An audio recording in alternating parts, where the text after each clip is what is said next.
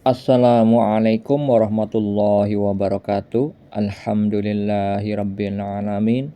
Allahumma shalli ala sayyidina Muhammad wa ala ali sayyidina Muhammad. Kalau tempo hari saya mengkisahkan mimpi dari istri seorang cicit almarhum Kiai Haji Hasan Sepuh Genggong yang terkenal kewaliannya di Jawa Timur. Sekarang saya ingin mengkisahkan kisah nyata mimpi yang dialami suaminya. Tepatnya adalah cicitnya dari Kiai Haji Hasan Sepuh Genggong. Sebutlah namanya Fulan, bukan nama yang sebenarnya. Fulan bermimpi berada di suatu perumahan yang baru.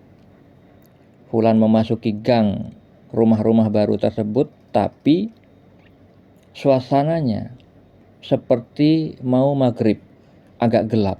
Dan rumah-rumah yang ada di sekitar tempat itu tidak ada yang pakai lampu. Semuanya nggak pakai lampu. Ada orang-orang duduk di dalamnya, nggak ada yang pakai lampu.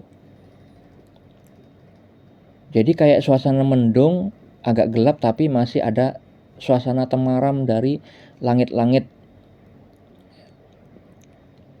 Fulan memasuki satu rumah, yang mana di situ masih ada tukang-tukang yang masih berada di area proyek perumahan itu. Karena rumah yang dilihat Fulan itu ada yang belum selesai dibangun.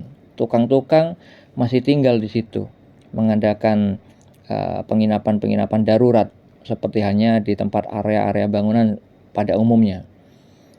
Lalu Fulan diajak ngomong sama tukang di situ, menceritakan bahwa memang rumah ini belum jadi, sehingga Fulan diperlihatkan rumah yang lain, rumah yang sudah jadi. Tapi ketika diperlihatkan rumah yang dikatakan tukang itu sudah jadi, lantainya tidak baik, tidak bagus menurut Fulan. Begitupun temboknya, bahannya kurang bagus, aneh. Lalu Fulan melihat dari sisi luar rumah, dari sisi samping rumah, terlihat bangunannya tinggi, seperti 2 lantai. Dan dilihat suasana gangnya, menurut Fulan lumayan enak. Cuma tetap suasananya terlihat gelap. Gelap seperti maghrib, mau mendekati malam, tidak ada lampu, satu pun tidak ada lampu.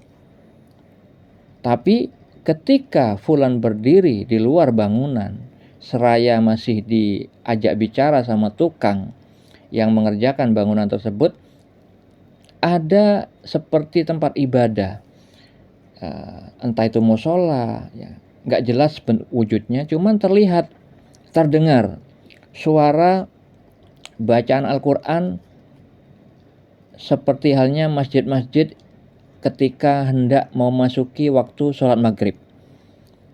Jadi bacaan ayat Al-Quran itu keluar dari bangunan yang kecil itu, di antara rumah tempat Fulan berdiri bersama tukang-tukang itu.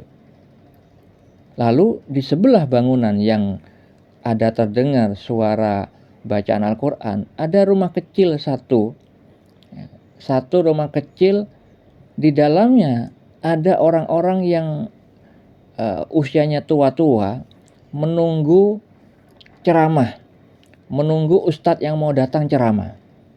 Jadi mereka orang-orang tua ini sudah memegang seperti kitab-kitab, dan terlihat juga ada orang tua laki-laki yang hendak datang menuju rumah itu. Nah, anehnya, satu rumah yang isinya orang-orang yang ingin mendengarkan ceramah tersebut, itu ada suasana yang berbeda. Suasana seperti siang hari.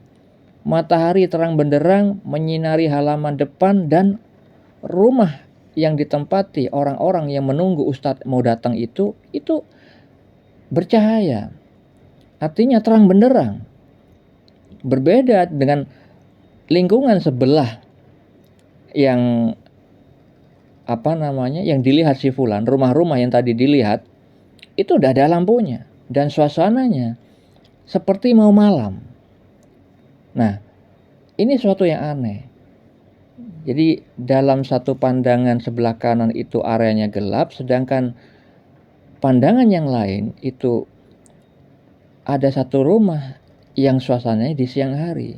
Seperti dibagi, separuh gelap, separuh terang. Nah, seperti itu yang dialami Fulan ketika Fulan melihat rumah yang ada orang menunggu ustadz lagi ceramah, itu Fulan tiba-tiba seketika lupa terhadap rumah-rumah yang dilihatnya itu.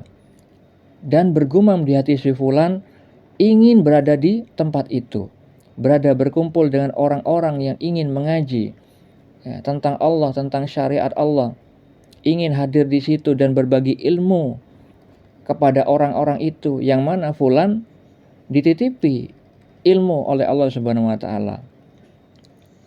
Jadi Fulan itu merasa sangat nyaman melihat pemandangan itu, sehingga melupakan rumah-rumah yang tadi dilihatnya. Jadi Fulan itu merasa ingin bergabung dengan orang-orang itu dan berharap kepada Allah itu supaya mampu bergabung dengan mereka. Nah, itulah mimpi yang dialami Fulan. Kemudian Fulan terbangun. Apa makna mimpi atau takwil mimpinya? Nah, kita ketahui Allah berfirman di dalam surat Al-Imran ayat 14.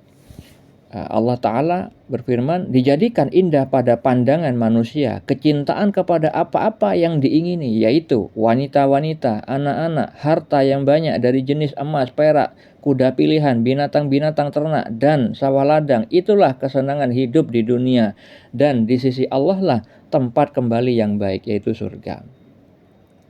Di dalam hadis riwayat At-Tirmizi, Rasulullah SAW bersabda, sesungguhnya setiap umat memiliki fitnah dan fitnah bagi umatku adalah harta.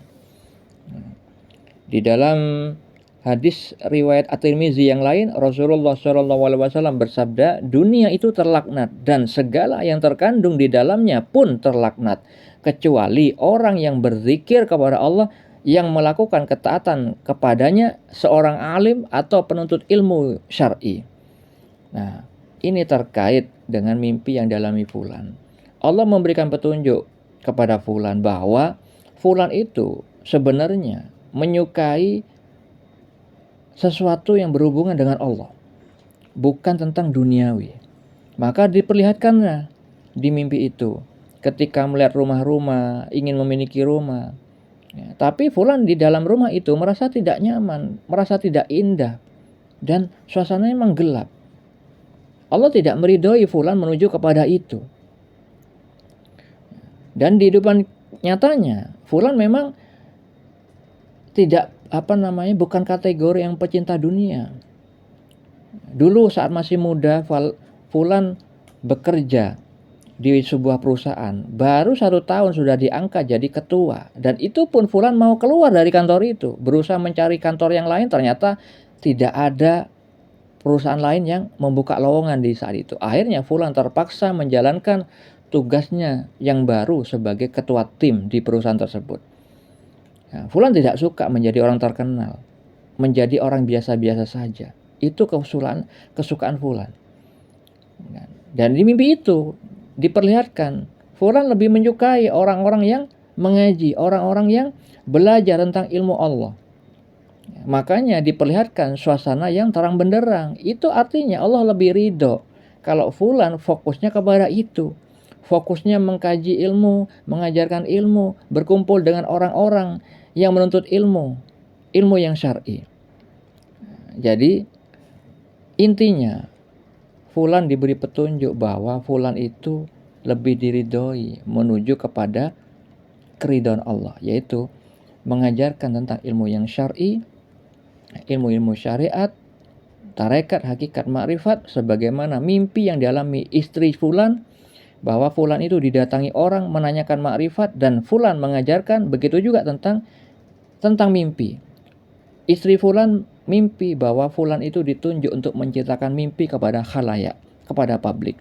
Nah, itulah makna mimpi yang dialami Fulan, bahwa Fulan lebih cenderung kepada spiritual daripada keduniawian, lebih menyukai tentang Allah dan semua sarana-sarana menuju kepada keridhaan Allah. Semoga bermanfaat. Assalamualaikum.